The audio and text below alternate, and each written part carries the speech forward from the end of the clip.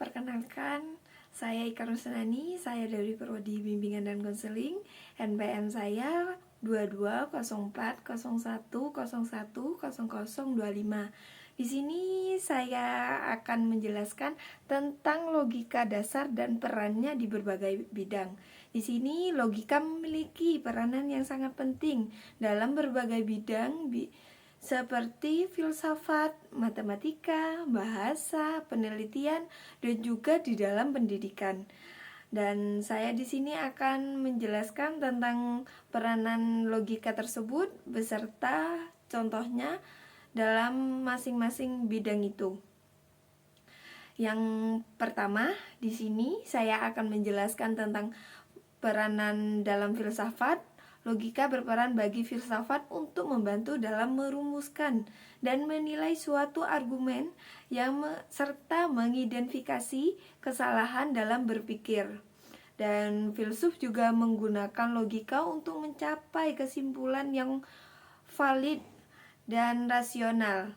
Dan di sini contohnya di dalam filsafat etika, logika digunakan untuk membantu merumuskan argumen yang mendukung atau menentang suatu teori etika.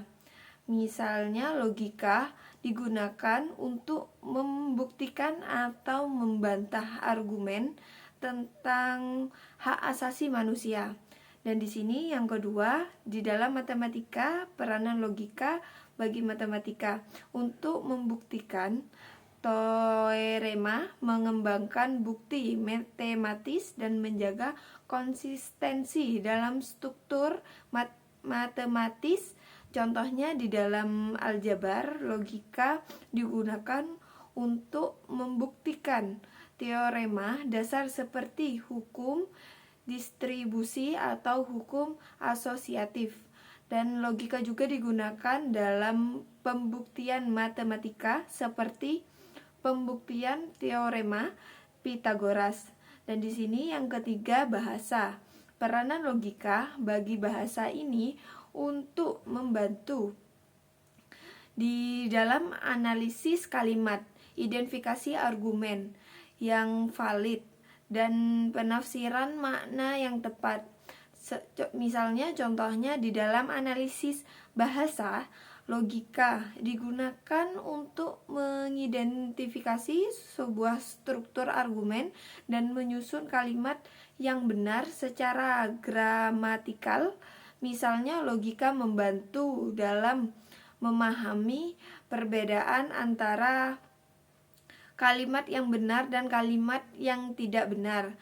Dan di sini yang keempat, penelitian. Peranan logika sangat penting dalam merencanakan suatu penelitian untuk merumuskan hipotesis dan menganalisis data. Logika membantu penelitian dalam menyusun argumen yang kuat dan mendukung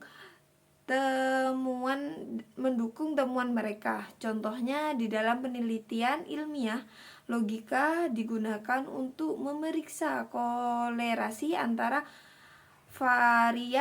variabel-variabel, mengevaluasi signifikans statistik dan merumuskan kesimpulan berdasarkan data yang ditemukan.